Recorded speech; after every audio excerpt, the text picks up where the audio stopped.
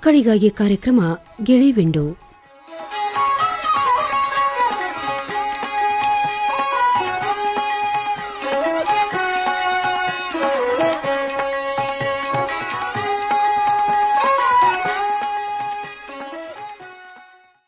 ಇಂದಿನ ಗಿಳಿವಿಂಡು ಕಾರ್ಯಕ್ರಮದಲ್ಲಿ ನೃತ್ಯಪಟು ಬಾಲಪ್ರತಿಭೆ ಶಮಂತಕ ಹಾಗೂ ಅವರ ತಾಯಿ ಸವಿತಾ ಹೆಗಡೆ ಅವರೊಂದಿಗೆ ಮಾತುಕತೆ. ಕಾರ್ಯಕ್ರಮ ನಡೆಸಿಕೊಡುತ್ತಾರೆ ಮಾಲಾ ಸಾಮ್ರಾಣಿ. ಸಹಕಾರ ತ್ರಿವೇಣಿ ಬೆಟಗೇರಿ. ಮುದ್ದು ಮಕ್ಕಳೇ, ಇವತ್ತು ನಮ್ಮ ಸ್ಟುಡಿಯೋಕ್ಕ ಒಬ್ಬ ಬಾಲ ಕಲಾವಿದ, ಭರತನಾಟ್ಯದ ಪ್ರವೀಣ. ಈತನಿಗೆ ರಾಷ್ಟ್ರೀಯ ಮಟ್ಟದ ಪ್ರಶಸ್ತಿಗಳು ಕೂಡ ಸಿಕ್ಕಾವ. ಶಮಂತಕ ನಮ್ಮ ಸ್ಟುಡಿಯೋಕ್ಕ ಬಂದಾನ. ಶಮಂತಕನನ್ನೀಗ ಮಾತಾಡ್ಸೋಣ. ಶಮಂತಕ, ನಮ್ಮ ಸ್ಟುಡಿಯೋಕ್ಕ ನಿನಗ ಸ್ವಾಗತ. ಇಲ್ಲಿ ಆಕಾಶವಾಣಿ ಸ್ಟುಡಿಯೋಕ್ ಬಂದಿ, ನಿನಗೇನ್ ಅನ್ಸಾಕತ್ತದ? ನನಗ ಬಾಳ ಖುಷಿ ಆಗಾಕತ್ತೈತಿ. ಬಾಳ ಖುಷಿ ಆಗಾಕತ್ತದ. ಮತ್ತೆ ಡಾನ್ಸ್ ಮಾಡೋಬೇಕಾರು ಹಿಂಗ ಖುಷಿ ಆಗ್ತದ? ಏನ್ ಅನಿಸ್ತದ ಭರತನಾಟ್ಯ ಮಾಡೋಬೇಕಾರ? ನಂಗ್ ಭರತನಾಟ್ಯ ಮಾಡುವಾಗ ಬಾಳ ಖುಷಿ ಆಕೈತಿ, ಮತ್ತ ಭಕ್ತಿ ಬರ್ತೈತಿ. ಹೋ, ಆ ಭಕ್ತಿಯ ಭಾವ ಬರ್ತದೆ. ಮತ್ತ ಶಮಂತಕ, ನೀ ಯಾರಿಂದ ಭರತನಾಟ್ಯಂ ಕಲಿತಾ ಇದ್ದಿ? ನಾನ್ ಅತುಲ್ ಬಾಲು ಹೇಳಿ ಒಬ್ರು ಚೆನ್ನೈ ಒಳಗಿರ್ತಾರ, ಅವ್ರ ಕಡೆ ಕಲಿಯಾಕತ್ತೀನಿ. ಚೆನ್ನೈ ಬಹಳ ದೂರದಲ್ಲಪ್ಪ, ಹೆಂಗ್ ಹೋಗ್ತಿ ನೀನು? ನಾನು ಮತ್ ನನ್ನ ಅಪ್ಪ ಇಬ್ರು ಸೇರಿಸಿ ತಿಂಗ್ಳಿಗೆ 3 ಸಲ ನಾನು ಅಲ್ಲಿ ಹೋಗಿ ಕಲ್ತು ಅಲ್ಲಿ ಸ್ಟೇ ಮಾಡಿ ಬರ್ತೇನೆ. ಪ್ರತಿ ತಿಂಗಳು 3 ದಿನ ಅಲ್ಲಿ ಹೋಗಿ ಕಲ್ತ್ಕೊಂಡು ಬರ್ತೀಯ. ಮತ್ತ ನಿನಗ ಮೊದಲನೇದಾಗಿ ಡಾನ್ಸ್ ಹೇಳ್ಕೊಟ್ಟವ್ರು ನಿಮ್ ತಾಯಿ ಅಂತ ಕೇಳ್ದೆ. ಅಮ್ಮನು ಭರತನಾಟ್ಯ ಕಲಾವಿದೆ? ಹೌದು. ಹೌದಾ? ಏನು ಅಮ್ಮನ ಹೆಸರು? ಅಮ್ಮನ ಹೆಸರು ಸವಿತಾ ಹೆಗಡೆ. ಸವಿತಾ ಹೆಗಡೆ. ಮೊದ್ಲಿಗೆ ಅಮ್ಮನ ಹೇಳ್ಕೊಟ್ಟಿದ್ದು ಹಂಗಾರ ಶಮಂತಕನಿಗೆ. ಎಷ್ಟು ವರ್ಷದಿಂದ ಡಾನ್ಸ್ ಕಲಿತಾ ಇದೀಯಪ್ಪ ನೀನೀಗ? ನಾನು ಸಣ್ಣವಿದ್ದಾಗಿಂದ ಅಮ್ಮ ಕ್ಲಾಸ್ ತಗೋವಾಗ ನಾ ಬಾಜು ಕೂತ್ಕೊಂಡು ಕೇಳೋದು ಹಂಗೆಲ್ಲ ಮಾಡ್ತಿದ್ದೆ. ನಂಗೆ ಅದು ಅಟ್ಯಾಚ್ ಐತಿ. ನೀನು ಬೆಳಿತಾ ಬೆಳಿತಾ ನಿಮ್ಮಮ್ಮ ಭರತನಾಟ್ಯ ಕ್ಲಾಸ್ ಮಾಡಬೇಕಾರ ಅವ್ರ ಪಕ್ಕದೊಳಗೆ ಇರ್ತಿದ್ದಿ. ಹಿಂಗಾಗಿ ಹುಟ್ಟಿನಿಂದನ ನಿನಗ ಡಾನ್ಸ್ ನೋಡಿ ಅದ್ರ ಬಗ್ಗೆ ಆಸಕ್ತಿ ಬೆಳೀತು. ಮತ್ತ ನೀನು ಈಗ ಯಾವ ಕ್ಲಾಸ್ ನಲ್ಲಿ ಇದ್ದೀಯಪ್ಪ? ಯಾವ ಶಾಲೆಗೆ ಹೋಗ್ತಿ? ನಾನು 5th ಕ್ಲಾಸ್ ಹೋಗಿದ್ದೀನಿ, ಬಾಲ ಬಳಗ ಶಾಲೆ. ನಮ್ ಶಾಲಿ ಮರ ಗಿಡ ಅಂದ ಹಚ್ಚ ಹಸಿರಾಗದವ. ಮತ್ತ ಅಲ್ಲೇ ಅದ್ ನಮ್ದ್ರ ಒಂದ್ ಫ್ರೀಡಮ್ ಟೈಪ್ ಹಂಗೆಲ್ಲ ಬಿಡ್ತಾರ. ಬಹಳ ಖುಷಿ ಆಯ್ತು ಕೇಳಿ. ಮತ್ತ ಭರತನಾಟ್ಯಂ ಡಾನ್ಸ್ ಮಾಡತ್ತೀಯಲ್ಲಪ್ಪ ನೀನು, ಬಹಳಷ್ಟು ಪ್ರಶಸ್ತಿ ತಗೊಂಡಿ ಅಂತ ಕೇಳಿದ್ವಿ. ಆ ಪ್ರಶಸ್ತಿಗಳ ಬಗ್ಗೆ ಹೇಳ್ತೀಯಾ? ಚೆನ್ನೈ ಮಾಡಿದ್ದು ತ್ರಿಪುರಾಂತರ ಫೆಸ್ಟಿವಲ್, ಇನ್ನೊಂದು ಬೆಂಗಳೂರೊಳಗಾಗಿದ್ ಕ್ಯಾನ್ವಾಸ್ ಫೆಸ್ಟಿವಲ್, ಕನಸು ಫೆಸ್ಟಿವಲ್ ಮತ್ತು ಮುಂತಾದಗಳು ಭಾಳ ಇದ್ದಾವ. ಈಗ ನೆನಪು ಬರ್ತಾ ಇಲ್ಲ. ಮತ್ತ ದೊಡ್ಡವಾದ್ಮೇಲೆ ಶಮಂತಕನಿಗೆ ಏನಾಗ್ಬೇಕಂತ ಆಸೆ ಅದ? ನಂಗೀಗ ದೊಡ್ಡ ಮೇಲೆ ನಂಗೆ ದೊಡ್ಡ ಡ್ಯಾನ್ಸರ್ ಆಗೋದು ಆಸೆ ಐತಿ. ಡ್ಯಾನ್ಸರ್ ಆಗ್ಬೇಕು. ಬಹಳ ಖುಷಿ ಆಯ್ತು ಕೇಳಿ. ಆಮೇಲೆ ಈಗ ನಿನಗ ಅಮ್ಮ ಮೊಬೈಲ್ ನೊಳಗ ಅಥವಾ ಟಿವಿ ಒಳಗ ಬ್ಯಾರೆ ಬ್ಯಾರೆ ಡ್ಯಾನ್ಸರ್ ನ ತೋರಿಸ್ತಿರ್ಬೋದು, ಇವ್ರೆಷ್ಟು ಚಂದ ಡಾನ್ಸ್ ಮಾಡ್ತಾರ, ಇವ್ರ ಹಂಗ ಆಗ್ಬೇಕು ಅಂತ ಹೇಳಿ. ನಿನಗ ಭರತನಾಟ್ಯ ಕಲಾವಿದ್ರೊಳಗ ಯಾರು ಬಹಳ ಇಷ್ಟ ಆಗ್ತಾರ? ನಂಗ ನಮ್ ಸರ್ ಆಕ್ಚುಲಿ ಬಾಳ ಇಷ್ಟ ಆಗ್ತಾರ. ಅವ್ರು ಬಿಟ್ಟ ಅಂದ್ರೆ ಬೇರೆಯವರೆಲ್ಲ ಬಾಳ ಇಷ್ಟ ಇದಾರ. ನಂಗೆ ಎಲ್ಲರೂ ಸೇರ್ತಾರ. ಯಾರ್ದಾರ ಒಂದ್ರದ್ ಹೆಸರು ಹೇಳ್ಬೋದ? ಪಾರ್ಶ್ವನಾಥ ಉಪಾಧ್ಯಾಯ ಸರ್, ಮೇವಿನ್ ಕೋ ಸರ್, KP ರಾಕೇಶ್ ಸರ್. ಆಮೇಲೆ ಈ ಭರತನಾಟ್ಯ ಮಾಡೋರು ಅಭಿನಯ ಕೂಡ ಮಾಡ್ತಿರ್ತಾರ, ನಾವ್ ನೋಡ್ತೀವಿ. ಕಣ್ಣಿನೊಳಗ ಭಾವನೆಗಳನ್ನ ತೋರಿಸ್ತಿರ್ತಾರ, ಕೈಯೊಳಗ ಮುದ್ರೆಗಳನ್ನ ತೋರಿಸ್ತಿರ್ತಾರ. ಇವೆಲ್ಲವನ್ನ ಕಲಿತು ಮಾಡ್ಬೇಕಂದ್ರೆ ಇದು ಒಂದು ಬಹಳಷ್ಟು ಮನಸ್ಸು ಕೊಟ್ಟು ಕಲಿಬೇಕು. ಇದೆಲ್ಲ ನಿಂಗೆ ಹೆಂಗ ಅನಿಸ್ತದ? ನನಗ ಇದೆಲ್ಲ ಒಂಥರ ಮಾಡುವಾಗ ಖುಷಿಯಾಗಿ ಮಾಡ್ಬೇಕ, ಇಲ್ಲಾಂದ್ರೆ ಮಾಡಕ ಹೋಗ್ಬಾರ್ದು ಅನ್ಸ್ತೈತಿ. ಬಹಳ ಒಳ್ಳೆ ಮಾತು. ಖರೆ ಇದು. ಮಾಡಬೇಕಾರ ಶ್ರದ್ಧಾದಿಂದ ಮಾಡ್ಬೇಕು, ಪ್ರೀತಿಯಿಂದ ಮಾಡ್ಬೇಕು, ಇಲ್ಲಾಂದ್ರೆ ಏನು ಮಾಡಬಾರ್ದ ಅಂತೀಯ ನೀನು. ಮತ್ತ ನಿನಗ ಈ ಭರತನಾಟ್ಯ ಬಿಟ್ಟು ಮತ್ತೇನು ಆಸಕ್ತಿ, ಮತ್ತೇನು ಹಾಬೀಸ್ ಅದಾವಪ್ಪ? ನಂಗೆ ಭರತನಾಟ್ಯಂ ಬಿಟ್ಟು ನಾನು ಸ್ಕೇಟಿಂಗಿಗೆ ಹೋಗ್ತೇನೆ. ಸ್ಕೇಟಿಂಗಿಗೆ ಹೋಗ್ತೀಯಾ? ಮತ್ತ ನಿನಗ ಅಮ್ಮ ಮಾಡು ಯಾವ ಅಡಿಗೆ ಇಷ್ಟ ಆಗ್ತದ? ನಾನು ಅಮ್ಮಗ್ ಯಾವಾಗ್ಲೂ ಹೇಳ್ತಿರ್ತೇನೆ, ಅಮ್ಮ ಪಾಲಕ್ ಪುಲಾವ್ ಮಾಡೇಳ್ಬಾಸತ. ಅಮ್ಮ ಮಾಡಿರ್ತಾರ. ಪಾಲಕ್ ಪುಲಾವ್ ಬಹಳ ಚಲೋ ಮಾಡ್ತಾರ ನಿಮ್ಮಮ್ಮ. ಮತ್ತ ನಿನ್ಗೇನು ಸ್ವೀಟ್ ಇಷ್ಟ? ನಮ್ಮ ಮೈಸೂರು ಪಾಕ್ ಬಹಳ ಇಷ್ಟ. ಮೈಸೂರು ಪಾಕ್ ಬಹಳ ಇಷ್ಟ. ಆಮೇಲೆ ಮತ್ತ ಆಟ ಆಡ್ತೀಯ ನೀನು ಹೊರಗೋಗಿ? ಸಮಯ ಸಿಗ್ತದ? ನಾನು ಹೊರಗೆ ಹೋಗೋದಿಲ್ಲ, ನನ್ನ ಫ್ರೆಂಡ್ ಬಂದಿರ್ತಾ, ನಾವ್ ಅವಾಗ ಆಟ ಆಡ್ತಿರ್ತೇವೆ. ಏನ್ ಆಟ ಆಡ್ತೀರಿ? ಒಂದಿಲ್ಲ ಬ್ಯಾಡ್ಮಿಂಟನ್ ಆಡ್ತೇವಿ, ಇಲ್ಲ ಕ್ರಿಕೆಟ್ ಆಡ್ತೇವೆ. ಹೌದಾ? ಮತ್ತ ಮೊಬೈಲ್ ಫೋನ್ಯಾಗ ಮಕ್ಕಳಿಗೆ ಈಗ ಕಾರ್ಟೂನ್ ನೋಡ್ಲಿಕ್ ಸಿಗ್ತಾವು, ಬೇರೆ ಬೇರೆ ಕತಿಗಳನ್ನ ನೋಡ್ತಿರ್ತಾರ, ಅಥವಾ ತಮಗಿಷ್ಟ ಆಗು ಹಾಡು ಡಾನ್ಸು ನೋಡ್ತಿರ್ತಾರ. ನೀವ್ ಮೊಬೈಲ್ ಫೋನ್ ಉಪಯೋಗ ಮಾಡ್ತೀಯಾ? ಅಮ್ಮ ಕೊಡ್ತಾರ? ಹಾ, ಕೊಟ್ಟಿರ್ತಾರ. ಏನ್ ನೋಡ್ತೀಯ ಅದ್ರೊಳಗೆ? ಗೇಮು ಆಡ್ತೇನೆ, ಆದ್ರೆ ನಾವು ಒಂದೊಂದ್ಸಲ ಡ್ಯಾನ್ಸ್ ಬಗ್ಗೆ, ಆಮೇಲೆ ಟೆಂಪಲ್ ಒಳಗೆ ಕೆತ್ತನೆ ಅದೆಲ್ಲ ಬಗ್ಗೆ ನೋಡ್ತಿರ್ತೇನೆ. ಹಾ, ಅಂದ್ರ ನಿಂಗ ವಾಸ್ತುಶಿಲ್ಪ, ಹಳೆಯ ದೇವಾಲಯಗಳು ಅವೆಲ್ಲ ಬಹಳ ಸೇರ್ತಾವ. ಮತ್ತ ನಿನಗ ಎಷ್ಟು ಜನ ಸ್ನೇಹಿತರಿದ್ದಾರೆ? ನನಗೆ ಫ್ರೆಂಡ್ಸ್ ಭಾಳ ಮಂದಿ ಇದ್ದಾರೆ. ನನಗೆ ದಿನ ಆಟ ಆಡಕ್ಕೆ ಒಬ್ಬ ಫ್ರೆಂಡ್ ಇದ್ದಾನೆ, ಶ್ರೇಯಸ್ ಹೇಳಿ. ಶ್ರೇಯಸ್ ಜೊತೆ ಅಷ್ಟ ಆಟ ಆಡೋದು, ಅದ್ರ ಭಾಳ ಜನ ಫ್ರೆಂಡ್ಸ್ ಇದ್ದಾರೆ. ಶಮಂತಕ, ನಿನ್ ಜೊತೆ ನಿಮ್ಮ ಅಮ್ಮನೂ ಬಂದಾರ. ಈಗ ನಿಮ್ಮಮ್ಮ ಸವಿತಾ ಹೆಗಡೆ ಅವರನ್ನ ನಾವೀಗ ಮಾತಾಡ್ಸೋಣಲ್ಲ. ಸವಿತಾ ಹೆಗಡೆ ಅವರ, ನಿಮಗ ನಮ್ಮ ಸ್ಟುಡಿಯೋಕ್ಕೆ ಸ್ವಾಗತ. ನೀವು ನಿಮ್ಮ ಮಗನನ್ನ ಕರ್ಕೊಂಡು ಬಂದಿರಿ, ಮಗನಿಗೆ ಭರತನಾಟ್ಯ ಹೇಳಿ ಕೊಡ್ತಾ ಇದ್ದೀರಿ. ನಿಮ್ಮ ಪರಿಚಯ ನಮ್ಮ ಕೇಳುಗರಿಗೆ. ನಮಸ್ತೆ, ನಾನು ಸವಿತಾ ಹೆಗಡೆ ಅಂತ. ಕಳೆದ 20 ವರ್ಷದಿಂದ ಇಲ್ಲಿ ಭರತನಾಟ್ಯ ಕ್ಲಾಸ್ ಅನ್ನು ತಗೋತಾ ಇದ್ದೇನೆ. ಕಲಾರ್ಪಣಾ ಟ್ರಸ್ಟ್ ಧಾರವಾಡ ಅಂತ ಹೆಸರು ನಮ್ಮ ಡಾನ್ಸ್ ಕ್ಲಾಸ್ ಹೆಸರು. ನಾನು ಪ್ರದರ್ಶನವನ್ನು ನೀಡುತ್ತೇನೆ ಮತ್ತೆ ತರಗತಿಯನ್ನು ತೆಗೆದುಕೊಳ್ತಾ ಇದ್ದೇನೆ. ನೀವು ನೃತ್ಯ ಕಲಾವಿದರು, ಅದನ್ನೇ ವೃತ್ತಿಯಾಗಿ ಮಾಡ್ಕೊಂಡಿದ್ದೀರಿ. ಈಗ ಸವಿತಾ ಅವರ, ನೀವು ಒಬ್ಬ ಕಲಾವಿದೆ ಆಗಿರೋದ್ರಿಂದ ನಾನು ಕೇಳ್ತೀನಿ, ಬಹಳಷ್ಟು ಪಾಲಕರಿಗೆ ಏನ್ ತಲೆಯೊಳಗಿರ್ತದ ಅಂತ ಹೇಳಿದ್ರೆ, ಈ ನೃತ್ಯ ಕಲೆ ಭರತನಾಟ್ಯ ಅನ್ನೋದು ಕೇವಲ ಹೆಣ್ಣು ಮಕ್ಕಳಿಗೆ ಮಾತ್ರ ಕಲಿಸ್ಬೇಕು ಅಂತ ಹೇಳಿ ಬಹಳ ಜನ ಗಂಡು ಮಕ್ಕಳಿಗೆ ಆಸಕ್ತಿ ಇದ್ರೂ ಕಳಿಸೋದಿಲ್ಲ. ಆಮೇಲೆ ಅವ್ರೇನಂತಾರ, ಈ ಗಂಡು ಮಕ್ಕಳು ಭರತನಾಟ್ಯ ಕಲ್ತ್ರಂದ್ರ ಅವರ ಹಾವಭಾವ ಭಂಗಿಯೊಳಗ ಒಂದು ಹೆಣ್ಣುತನ ಬರ್ತದ ಅಂತ ಅನ್ಕೊಳ್ತಾರ. ಆ ಬಗ್ಗೆ ನೀವೇನಂತೀರಿ? ಅದು ಎಲ್ಲರ ಹತ್ರ ಬರೋದು ಸಾಧ್ಯ ಇಲ್ಲ. ಒಂದು ಗುರುಗಳ ಹತ್ರ ಸರಿಯಾದ ರೀತಿಯಲ್ಲಿ ಪಾಠ ಮಾಡ್ಕೊಂಡ್ರೆ ಖಂಡಿತವಾಗ್ಲೂ ಅವರಲ್ಲಿ ಹೆಣ್ಣುತನದ ಛಾಯೆಯನ್ನ ಕಾಣ್ಲಿಕ್ಕೆ ಸಾಧ್ಯ ಇಲ್ಲ. ಆ ಗಂಡಿನ ಗಡುಸುತನನೇ ಡಾನ್ಸ್ ಅಲ್ಲಿ ಬರಬಹುದು. ಯಾಕೆಂದ್ರೆ ತುಂಬಾ ಜನ ದೊಡ್ಡ ದೊಡ್ಡ ಆರ್ಟಿಸ್ಟ್ ಆದವರು ಇದ್ದಾರೆ, ಈಗ್ಲೂ ಇದ್ದಾರೆ. ಚಿಕ್ಕ ಚಿಕ್ಕ ಸಿಟಿಗಳಲ್ಲಿ ಅದ್ರದ್ದು ಅವೇರ್ನೆಸ್ ಕಡಿಮೆ ಇದೆ. ದೊಡ್ಡ ಸಿಟಿಗಳಲ್ಲಿ ಅದು ತುಂಬಾ ಕಾಮನ್ ಆಗಿ ಆಗ್ಬಿಟ್ಟಿದೆ. ಗಂಡ್ ಮಕ್ಳು ಡಾನ್ಸ್ ಕಲ್ತ್ರೆ ಹೆಣ್ಮಕ್ಳ ತರ ನಡೀತಾರೆ, ಹೆಣ್ಮಕ್ಳ ತರ ಮಾತಾಡ್ತಾರೆ ಅಂತ. ಅದು ಅಷ್ಟು ಸತ್ಯವಾದಂತದ್ದಲ್ಲ. ಏನೋ ಕೆಲವೊಬ್ರು ಇರ್ತಾರೆ, ಅದು ಎಲ್ಲಾ ಕಡೆನೂ ಇರೋದೇ. ಅದು ಅಂದ್ರೆ ಒಂದು ಆ ಬಾಡಿಯ ಫಿಟ್ನೆಸ್ ಅನ್ನ ಹಾಗೆ ಉಳಿಸ್ಕೊಳ್ಳುವಾಗೆ ಅವರಿಗೆ ಟ್ರೈನಿಂಗ್ ಮಾಡಬೇಕು. ಹೆಣ್ಮಕ್ಳಿಗೆ ನಾವು ಸ್ವಲ್ಪ ಲಾಲಿತ್ಯವನ್ನ ಮಾಡು ಅಂತ ಹೇಳ್ತೇವೆ, ಅದನ್ನ ಗಂಡ್ ಮಕ್ಳು ಅದನ್ನ ನಾವು ಸರಿಯಾದ ವೇದಲ್ಲಿ ಅವರಿಗೆ ಗೈಡ್ ಮಾಡಿದ್ರೆ ಆ ತರ ಅವರಲ್ಲಿ ಬೆಳವಣಿಗೆ ಆಗೋದಿಲ್ಲ. ಸವಿತಾ ಅವರ, ನೀವು ಯಾರಿಂದ ನೃತ್ಯ ಕಲ್ಕೊಂಡಿರಿ? ಮತ್ತ ಈ ಕಾರ್ಯಕ್ರಮವನ್ನ ಬಹಳಷ್ಟು ಪಾಲಕರು ಕೇಳ್ತಿರ್ತಾರ. ಆ ಪಾಲಕರಿಗೆಲ್ಲ ಏನಿರ್ತದ, ಇತ್ತೀಚೆಗೆ ಸ್ಪರ್ಧಾತ್ಮಕ ಜಗತ್ತು, ನಮ್ಮ ಮಕ್ಕಳನ್ನ ನಾವು ಈ ನೃತ್ಯ ಕಲೆಯಲ್ಲಿ ತೊಡಗಿಸ್ಬಿಟ್ರೆ ಮಕ್ಕಳು ಓದ್ತಾರೋ ಇಲ್ಲೋ ಅನ್ನುವಂಥ ಒಂದು ಕಳಕಳಿ ಇರ್ತದ. ಪಾಲಕರಿಗೆ ಏನ್ ಹೇಳ್ತೀರಿ ನೀವು?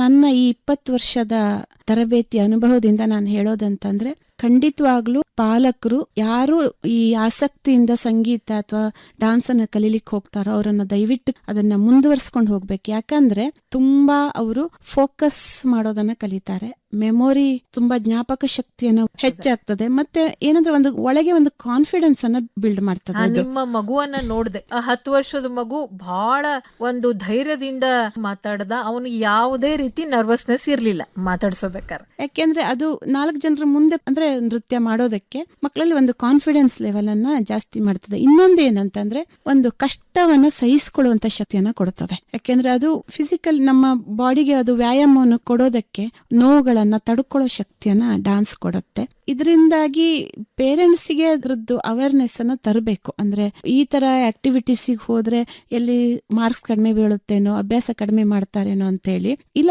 ತುಂಬಾ ಜನ ಹೇಳ್ತಾರೆ, ನನಗೆ ಎಕ್ಸ್ಪೀರಿಯನ್ಸ್ ಆಗಿದೆ. 10th PUC ಆದವರು ಬಂದವರು, ಅವ್ರೇನಂತಾರೆ, ಮನೆಗೆ ಹೋದ್ಮೇಲೆ ನಾವು ತುಂಬಾ ಫ್ರೆಶ್ ಆಗಿ ಕುತ್ಕೊಂಡು ಓದ್ತೀವಿ ಅಂತ. ತುಂಬಾ ಜನ ತಿಳ್ಕೊಂಡಿದ್ದಾರೆ ಅವ್ರಿಗೆ ಆಯಾಸ ಆಗುತ್ತೆ ಅಂತ. ಬಾಡಿಗೆ ಆಯಾಸ ಆಗಿರ್ಬೋದು, ಆದ್ರೆ ಮನಸ್ಸಿಗೆ ತುಂಬಾ ಅವರು ಖುಷಿ ಫೀಲ್ ಅಲ್ಲಿ ಇರ್ತಾರೆ. ಓದಿದ್ದನ್ನ ತುಂಬಾ ಖುಷಿಯಿಂದ ಓದ್ತಿರ್ತಾರೆ. ಅಂದ್ರೆ ಯಾವುದೇ ರೀತಿ ವಿದ್ಯಾಭ್ಯಾಸದಲ್ಲಿ ಈ ಭರತನಾಟ್ಯಂ ಕಲಿಯುತ್ತಿರುವಂತಹ ಮಕ್ಕಳು ಹಿಂದೆ ಉಳಿಯೋದಿಲ್ಲ. ಅವರ ನೆನಪಿನ ಶಕ್ತಿ ಹೆಚ್ಚಾಗ್ತದ, ಅವರ ದೈಹಿಕ ಮಾನಸಿಕ ಸಾಮರ್ಥ್ಯಗಳು ಹೆಚ್ಚಾಗ್ತವ ಅಂತ ನೀವು ಹೇಳ್ತೀರಿ. ಖಂಡಿತವಾಗ್ಲು. ನೀವು ಮಗುವನ್ನ ಯಾವ ಶಾಲೆಗೆ ಹಾಕಿದ್ದೀರಿ? ಯಾಕಂತ ಹೇಳಿದ್ರೆ ಮನೆಯಷ್ಟೇ ಮುಖ್ಯ ಶಾಲೆನೂ ಇರ್ತದ ಮಕ್ಕಳ ವ್ಯಕ್ತಿತ್ವ ಬೆಳವಣಿಗೆಯಲ್ಲಿ. ಶಾಲೆಯವರು ಯಾವ ರೀತಿ ಆಸಕ್ತಿಗೆ ಏನು ಪೂರಕವಾಗುವಂತಹ ವಾತಾವರಣವನ್ನ ಒದಗಿಸ್ಕೊಟ್ಟಾರ ಅಂತ ಹೇಳ್ತೀರಿ? ನನ್ನ ಮಗ ಶಮಂತಕ ಇಲ್ಲೇ ಬಾಲಬಳಗ ಸ್ಕೂಲಿಗೆ ಹೋಗ್ತಾನೆ. ಅದು ತುಂಬಾ ಪರಿಸರ ಸ್ನೇಹಿ ಶಾಲೆ. ಅಲ್ಲಿ ಇಂತಹ ನೃತ್ಯ ಇರ್ಬೋದು, ಸಂಗೀತ ಇರ್ಬೋದು, ಅಥವಾ ಚಿತ್ರಕಲೆ ಇರ್ಬೋದು, ಇಂತಹ ಒಂದು ವಿಷಯಗಳಲ್ಲಿ ಇಷ್ಟಪಟ್ಟು ಅಭ್ಯಾಸ ಮಾಡುವಂತ ಮಕ್ಕಳಿಗೆ ತುಂಬಾ ಪ್ರೋತ್ಸಾಹವನ್ನು ನೀಡುತ್ತಾರೆ, ಪ್ರೀತಿಯನ್ನು ನೀಡುತ್ತಾರೆ. ಯಾಕೆಂದ್ರೆ ಅವನು ಇವತ್ತು ಇಷ್ಟೊಂದು ಪ್ರದರ್ಶನ ನೀಡ್ಲಿಕ್ಕಿರ್ಬೋದು, ಚೆನ್ನೈಗೆ ಹೋಗಿ ಕ್ಲಾಸಿಗೆ ಹೋಗಿ ಕಲ್ತ್ಕೊಂಡು ಬರ್ಲಿಕ್ಕಿರ್ಬೋದು. ನಾವು ಶಾಲೆಯನ್ನು ತುಂಬಾ ಸಲ ತಪ್ಪಿಸ್ಬೇಕಾಗತ್ತೆ, ಶಾಲೆಗೆ ಹೋಗ್ಲಿಕ್ಕೆ ಆಗೋದಿಲ್ಲ. ಅವಾಗೆಲ್ಲ ಮತ್ತೆ ಒಮ್ಮೊಮ್ಮೆ ಪ್ರದರ್ಶನ ಮುಗಿಸ್ಕೊಂಡು ಬಂದಾಗ ಆರಾಮಿರೋದಿಲ್ಲ. ಒಂದಿನ ಹೋದ್ರೆ 4 ದಿವಸ ಸ್ವಲ್ಪ ರೆಸ್ಟ್ ತಗೋತಿರ್ತಾನೆ. ಅವಾಗೆಲ್ಲ ಅಭ್ಯಾಸವನ್ನ ಹೇಳ್ಕೊಟ್ಟಂತ ಅವರು ಶಾಲೆಯಲ್ಲಿ ಮೌಶಿ ಅಂತ ಕರೀತಾರೆ ಟೀಚರ್ಸಿಗೆ. ಹಾಗಾಗಿ ಅವನ ಕ್ಲಾಸ್ ಎಲ್ಲಾ ಮೌಶಿಗಳು ತುಂಬಾ ಅವನಿಗೆ ಸಪೋರ್ಟ್ ಆಗಿರ್ತಾರೆ. ಮತ್ತೆ ಅಲ್ಲಿಯ ಪ್ರಿನ್ಸಿಪಾಲ್ ಆದಂತ ಪ್ರತಿಭಾ ಕುಲಕರ್ಣಿ ಅವರು ಇಂತಹ ಮಕ್ಕಳನ್ನ ತುಂಬಾ ಪ್ರೋತ್ಸಾಹವನ್ನ ಕೊಡ್ತಾರೆ. ಮತ್ತೆ ಇವನಿಗೆ ತುಂಬಾ ಅಂದ್ರೆ ತುಂಬಾ ಅವರು ಸಹಕಾರ ಮತ್ತೆ ಮಾರ್ಗದರ್ಶನ ಇರ್ಬೋದು. ಒಂದು ಒಳ್ಳೆಯ ಹಾರೈಕೆ ಇದೆ ಅವನ ಮೇಲೆ, ಒಳ್ಳೆಯ ಸಾಧನೆ ಮಾಡ್ಲಿ ಅಂತ ಹೇಳಿ ಒಂದು ಸಪೋರ್ಟಿವ್ ಆಗಿ ನಿಲ್ತಿದ್ದಾರೆ. ಅದಕ್ಕೆ ನಾನು ಖಂಡಿತವಾಗ್ಲೂ ಅವರಿಗೆ ಒಂದು ಧನ್ಯವಾದವನ್ನು ಹೇಳಿ ಸಮಯದಲ್ಲಿ ಇಷ್ಟಪಡ್ತೇನೆ. ಇನ್ನ ಈ ಭರತನಾಟ್ಯಂ ನೃತ್ಯ ಬಾಕಿ ಎಲ್ಲಾ ನೃತ್ಯ ಪ್ರಕಾರಗಳಿದ್ದಾವ. ಕುಚಿಪುಡಿ ಕೇಳ್ತೀವಿ, ಮೋಹಿನಿ ಆಟ್ಟಂ, ಬೇರೆ ಬೇರೆ ನೃತ್ಯ ಪ್ರಕಾರಗಳಿಗಿಂತ ಇದು ಹೇಗೆ ಭಿನ್ನ ಅನ್ನೋದು ಹೇಳ್ತೀರಿ? ಭರತನಾಟ್ಯಂ ಆಕ್ಚುಲಿ ಮೂಲ ತಮಿಳುನಾಡಿಂದ ಬಂದಿದ್ದು. ನಾಟ್ಯಶಾಸ್ತ್ರದ ತುಂಬಾ ಅಂಶಗಳನ್ನ ಅಳವಡಿಸ್ಕೊಂಡು ಬೆಳೆದಂತಹ ಮುಖ್ಯವಾದಂತಹ ಶಾಸ್ತ್ರೀಯ ನೃತ್ಯ ಪ್ರಕಾರ. ಏನಾಗಿದೆ ಅಂತಂದ್ರೆ ಅದರದ್ದ ಅಂಶಗಳನ್ನ ತುಂಬಾ ಬೇರೆ ಬೇರೆ ಶಾಸ್ತ್ರೀಯ ನೃತ್ಯಗಳಲ್ಲಿ ನಾವು ಕಾಣ್ತೇವೆ. ಅಂದ್ರೆ ಮದರ್ ಭರತನಾಟ್ಯಂ ಅಂತ ನಾವು ತಿಳ್ಕೋಬಹುದು. ಅಷ್ಟೊಂದು ಅಂಶಗಳು ಬೇರೆ ಶಾಸ್ತ್ರ ನೃತ್ಯಗಳು ಇದರಿಂದ ತೆಗೆದುಕೊಂಡು ಹೋಗಿದೆ. ಆದ್ರಿಂದ ನಾನೇನಂತೀನಿ, ಒಂದು ಭರತನಾಟ್ಯವನ್ನ ಬೇಸಿಕ್ ಅನ್ನ ಅಥವಾ ಒಂದು ಚಂದಾಗಿ ಕಲ್ತ್ರೆ ಅವರು ಬೇರೆ ಬೇರೆ ಫಾರ್ಮ್ ಅನ್ನ ತುಂಬಾ ಸುಲಭವಾಗಿ ಕಲಿತಾರೆ. ಆದ್ರಿಂದ ಭರತನಾಟ್ಯ ಸ್ಪೆಷಲ್ ಆಗಿ ನಿಲ್ತದೆ. ಪ್ರತಿಯೊಂದು ಶಾಸ್ತ್ರೀಯ ನೃತ್ಯನೂ ಆ ಪ್ರಾಂತ್ಯದ ಪ್ರಭಾವದಿಂದ ಬೆಳೆದದ್ದು. ಅದಕ್ಕೆ ನಾವು ತುಂಬಾ ಅದನ್ನ ಕಂಪೇರ್ ಮಾಡ್ಲಿಕ್ಕೆ ಬರೋದಿಲ್ಲ, ಯಾವುದು ಶ್ರೇಷ್ಠ ಯಾವುದು ಇದು ಕಡಿಮೆ ಅಂತ. ಯಾಕೆಂದ್ರೆ ಆ ಪ್ರಾಂತ್ಯಕ್ಕೆ ಪ್ರಾಂತ್ಯದ ಸಂಗೀತ, ಆ ಪ್ರಾಂತ್ಯದ ಸಂಸ್ಕೃತಿ ಇದನ್ನ ರೂಢಿಸ್ಕೊಂಡು ಆ ಶಾಸ್ತ್ರೀಯ ನೃತ್ಯ ಬೆಳೆದಿದ್ದಕ್ಕೆ ಅದರದ್ದೇ ಆದ ಒಂದು ವಿಶೇಷತೆ ಪ್ರತಿಯೊಂದು ಶಾಸ್ತ್ರೀಯ ನೃತ್ಯಕ್ಕೆ ಇದೆ. ಅಂದ್ರೆ ಎಲ್ಲಾ ನೃತ್ಯಗಳಿಗೂ ಅದರದೇ ಆದಂತಹ ಪ್ರಾಮುಖ್ಯತೆ ಅದ ಅಂತ ನೀವು ಹೇಳ್ತೀರಿ. ಮತ್ತೆ ಕೆಲವು ಮಕ್ಕಳಿಗೆ ನೃತ್ಯಾಭ್ಯಾಸ ಮಾಡು, ಡಾನ್ಸ್ ಕ್ಲಾಸಿಗೆ ಹೋಗು ಅಂತ ತಂದೆ ತಾಯಿ ಒತ್ತಾಯ ಮಾಡ್ತಿರ್ತಾರೆ. ಮಕ್ಕಳಿಗೆ ಆ ನೃತ್ಯ ಮಾಡೋದ್ರಲ್ಲಿ ಖುಷಿನೂ ಇರೋದಿಲ್ಲ, ನೃತ್ಯ ಕಲಿಬೇಕಂತ ಆಸಕ್ತಿನೂ ಇರೋದಿಲ್ಲ. ಆದ್ರೆ ಕಲಿಸ್ಬೇಕು ಅನ್ನುವಂತಹ ಹುಮ್ಮಸ್ಸು ಬಹಳಷ್ಟು ಪಾಲಕರೊಳಗಿರ್ತದೆ.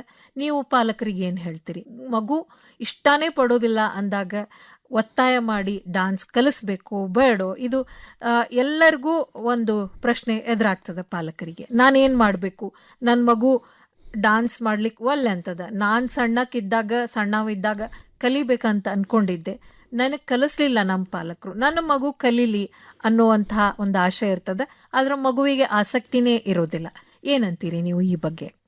ತುಂಬಾ ಪಾಲಕರು ಇದೇ ಮನಸ್ಥಿತಿಯಲ್ಲಿ ಬರೋದು ನಾನು ನೋಡಿದ್ದೇನೆ. LKG UKG ಫಸ್ಟ್ ಸ್ಟ್ಯಾಂಡರ್ಡ್ ಕ್ಲಾಸಿನ ಮಕ್ಕಳನ್ನ ನೀವು ಕರ್ಕೊಂಡು ಬಂದು ಹಾಕಿದ್ರೆ ಅವರು ತುಂಬಾ ವಿರೋಧ ಮಾಡೋದಿಲ್ಲ. ಚಿಕ್ಕವ್ರು ಇರ್ತಾರೆ, ಹೇಳಿದ್ದನ್ನ ಸ್ವಲ್ಪ ಕೇಳ್ಕೊಂಡು ಮಾಡ್ಕೊತ ಹೋಗ್ತಾರೆ. ಅವರಿಂದ ಏನು ಎಕ್ಸ್ಪೆಕ್ಟೇಷನ್ ಮಾಡಬಾರ್ದು, ಇವರು ನಾಳೆನೆ ಸ್ಟೇಜ್ ಹತ್ತಬೇಕು ಆ ಥರ ಏನು ಮಾಡಬಾರ್ದು. ಸುಮ್ಮನೆ ಕ್ಲಾಸಿಗೆ ಬಿಡ್ತಾ ಹೋಗ್ಬೇಕು. ಅವರಿಗೆ ಸ್ವಲ್ಪವಾಗಿ ತಿಳ್ಕೋತಾ ಬಂದಾಗೆ ಅವರಿಗೆ ಆಸಕ್ತಿಗಳು ತನ್ನಿಂತಾನೇ ಬರ್ಲಿಕ್ಕೆ ಶುರುವಾಗತ್ತೆ. ನೀವು ಆಮೇಲೆ 6, 7ನೇ ಕ್ಲಾಸು 8, 9ನೇ ಕ್ಲಾಸ್ನವರಿಗೆ ಈ ಫೋರ್ಸ್ ಮಾಡಿ ಅಥವಾ ಇಷ್ಟ ಇದೆ ಅಂತ ತಂದ್ರೆ ಅವರನ್ನ ನಾವು ನಮ್ಮ ಈ ನೃತ್ಯದ ಬಗ್ಗೆ ತುಂಬಾ ಹೇಳ್ಕೊಡೋದು ಕಷ್ಟ, ಆಸಕ್ತಿ ಇಲ್ಲ ಅಂತಂದ್ರೆ. ಯಾಕೆಂದ್ರೆ ಅವ್ರಿಗೆ ಆಲ್ರೆಡಿ ಅವ್ರಿಗೆ ತಲೆಯಲ್ಲಿ ತುಂಬಿರತ್ತೆ. ಅಂದ್ರೆ ಅವರಿಗೆ ಅದನ್ನ ಬೇರೆಯವ್ರ ಮಾತನ್ನ ಕೇಳಿ ಅದನ್ನ ಫಾಲೋ ಮಾಡುವಷ್ಟು ಸಮಾಧಾನದಲ್ಲಿ ಅವ್ರು ಇರೋದಿಲ್ಲ ಆ ಏಜ್ ಅಲ್ಲಿ. ಅದಕ್ಕೆ ಅಂತವರಿಗೆ ಫೋರ್ಸ್ ಮಾಡೋದು ತಪ್ಪು ಅಂತಾನೆ ನಂದು ಭಾವನೆ. ನೀವು ಚಿಕ್ಕವರಿರುವಾಗ ಮಕ್ಕಳನ್ನ ನೀವು ಖಂಡಿತವಾಗ್ಲೂ ಕಂಟಿನ್ಯೂಸ್ ಆಗಿ ಕರ್ಕೊಂಡ್ ಬಂದ್ರೆ ಮಕ್ಕಳು ಆಸಕ್ತಿಯನ್ನು ತೋರಿಸ್ತಾರೆ. ಯಾಕೆಂದ್ರೆ ಆ ಶಕ್ತಿ ಡಾನ್ಸಿಗಿದೆ. ಮಕ್ಕಳಲ್ಲಿ ಒಂದು ಖುಷಿ ಅಂತ ತರೋದಿರ್ಬೋದು, ನಾನು ಮಾಡ್ಬೇಕು ಅಂತ ಒಂದು ಹುಮ್ಮಸ್ಸನ್ನ ಕೊಡುವಂತಹ ಶಕ್ತಿ ಡಾನ್ಸಿಗಿದೆ. ಕೆಲವೊಂದು ಮಕ್ಕಳು ದೊಡ್ಡವರಾದ್ಮೇಲೆ ಬಂದು ಕಲ್ತು ಚೆನ್ನಾಗಿ ಮಾಡೋರು ಇರ್ತಾರೆ. ಅದು ದೊಡ್ಡವರಾದ್ಮೇಲೆ ಅವರಿಗೆ ಬೇಕು ಅಂತ ಇರ್ಬೇಕು. ಅಂದ್ರೆ ಬಹಳ ಚಿಕ್ಕ ವಯಸ್ಸಿನ ಮಕ್ಕಳನ್ನ ತಂದ ಹಂಗ ಸೇರಿಸಬಹುದು, ದೊಡ್ಡವರಿಗೆ ಫೋರ್ಸ್ ಮಾಡಬಾರ್ದು ಅಂತೀರಿ? ಹೌದೌದು. ಮತ್ತ ಎಲ್ಲಾ ಮಕ್ಕಳಿಗೂ ಒಂದು ಗುರಿ ಇರ್ತದ. ಸಣ್ಣ ಮಕ್ಕಳಿಗೆ ಅವರು ತಮ್ಮ ಕನಸುಗಳನ್ನ ಬೆನ್ನತ್ತಿ ಹೋಗ್ತಾರ. ಆದ್ರ ತಂದೆ ತಾಯಿಗೂ ಇರ್ತದ, ನನ್ ಮಗು ಇದಾಗ್ಬೇಕು ಹಿಂಗಾಗ್ಬೇಕಂತ. ನೀವೇನ್ ಕನಸು ಕಂಡಿರಿ ನಿಮ್ಮ ಮಗುವಿನಗೋಸ್ಕರ? ಅವನು ಹೀಗೆ ಆಗ್ಬೇಕು ಅಂತ ಕನಸು ಕಂಡವಳಲ್ಲ ನಾನು. ಅವನಲ್ಲಿ ಇರುವಂತ ಪ್ರತಿಭೆಯನ್ನ ಒಂದು ಗುರುವಾಗಿ ಗುರುತಿಸಿದವಳು ನಾನು, ಅಮ್ಮನ್ಕಿಂತಲೂ ಹೆಚ್ಚಾಗಿ. ನಾನು ಅದಕ್ಕೆ ಅವನಿಗೆ ಯಾವುದನ್ನು ಫೋರ್ಸ್ ಮಾಡಿ ಕಲಿಸಿಲ್ಲ. ಅವನು 3 ತಿಂಗಳ ಇರುವಾಗಲೇ ನಾನು ಪಕ್ಕದಲ್ಲಿ ಕೂತ್ಕೊಂಡು ಕ್ಲಾಸ್ ಶುರು ಮಾಡಿರೋದು. ಅವನು ಪಕ್ಕದಲ್ಲೇ ಕೂತ್ಕೊಂಡು ಅಕ್ಕಗಳು ಮಾಡೋದನ್ನ ನೋಡೋದನ್ನ ಕಲಿತಾ ನಾನು ಅವನನ್ನು ಒಂದು ದಿವಸ ನಿಂತ್ಕೊಂಡು ಕಲಿಸಿದ್ದಿಲ್ಲ. ಕ್ಲಾಸಲ್ಲಿ ಕೂತ್ಕೊಂಡು ಕಲ್ತ್ಕೊಂಡು ಆಮೇಲೆ ಅವನಿಗೆ ಅಂದ್ರೆ ನಾವು ಹೇಳ್ಕೊಡೋದಷ್ಟು ಪಾಠಗಳು ಭಯಪಾಠ ಬರ್ತಿತ್ತು. ಅವನಾಗಿ ಅದನ್ನ ಹೇಳ್ತಿದ್ದ. ರಿದಮ್ ಸೆನ್ಸ್ ತುಂಬಾ ಇತ್ತು, ಲಯ ಜ್ಞಾನ ಇತ್ತು.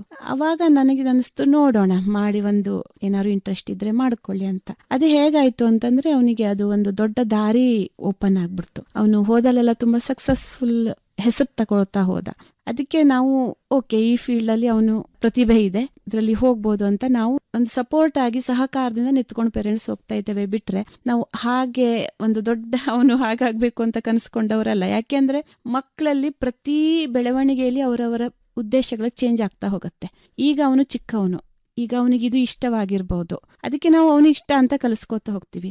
ನಾವು ಈಗ ಅವನ ಮೇಲೆ ಅದೇ ರೀತಿಯ ಆಸೆಗಳನ್ನು ಇಟ್ಟುಕೊಂಡ್ರೆ ನಾವು ಇದ್ರಲ್ಲಿ ಫೋರ್ಸ್ ಮಾಡಲಿಕ್ಕೆ ಶುರು ಮಾಡ್ತೇವೆ. ನೀನು ಹಾಗಾಗಬೇಕು ಅಂದ್ರೆ ನಮ್ಮಲ್ಲಿ ಬಂದ್ಬಿಡುತ್ತಲ್ಲ, ಇಂಟರ್ನ್ಯಾಷನಲ್ ಲೆವೆಲ್ ಆರ್ಟಿಸ್ಟ್ ಆಗಬೇಕು, ಅವನು ಹಾಗೆ ಆಗಬೇಕು ಅಂತ ಒಂದು ಕಲ್ಪನೆ ಬಂದ ತಕ್ಷಣ ನಾವು ಅವನಿಗೆ ಫೋರ್ಸ್ ಮಾಡ್ತೇವೆ. ಇದರಿಂದ ಅವನು ಇಂಟ್ರೆಸ್ಟ್ ಕಳ್ಕೋಬಹುದು ನಾವು ಫೋರ್ಸ್ ಮಾಡಿದರೆ.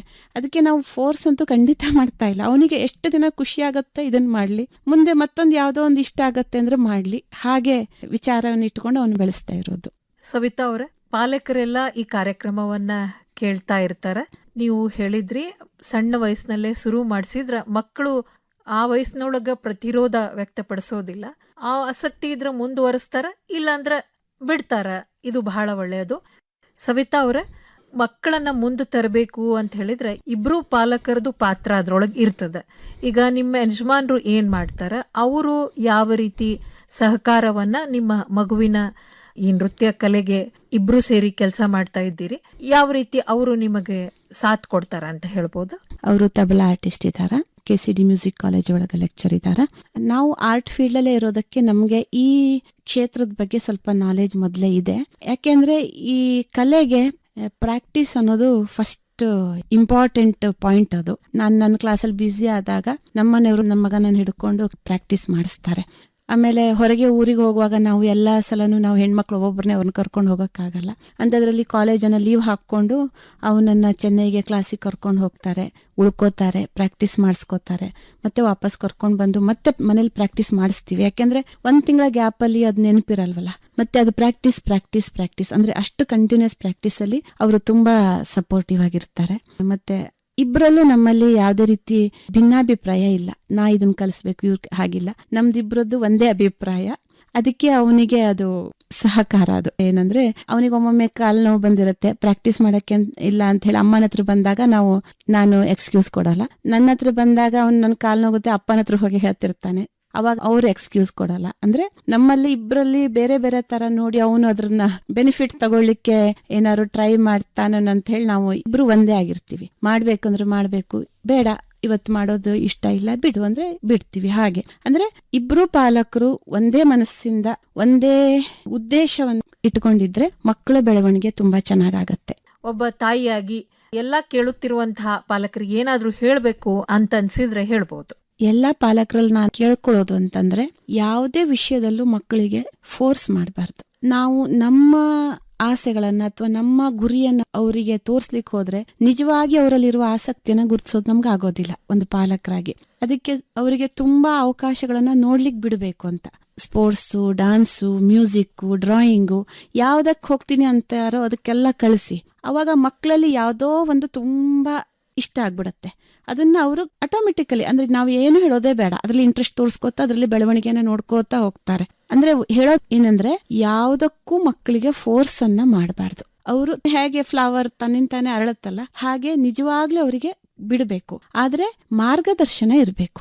ಏನಂತಂದ್ರೆ ಇದು ಮಾಡ್ತಿರೋದು ಸರಿಯೋ ಇಲ್ಲೋ ಅನ್ನೋದು ಒಂದು ಮಕ್ಕಳ ಮೇಲೆ ನಮ್ಮೊಂದು ಗಮನ ಇರಬೇಕು. ಅಂದ್ರೆ ನಾವು ಫ್ರೀಡಮ್ ಅಂತಂದ್ರೆ ಅದು ಹೆಂಗ್ ಬೇಕಾರೋ ಅಲ್ಲ, ಅದು ಅದರಲ್ಲಿ ಒಂದು ನಮ್ಮ ಮಾರ್ಗದರ್ಶನದಲ್ಲೇ ಫ್ರೀಡಮ್ ಆಗಿ ಹೋಗ್ತಿರ್ಬೇಕು.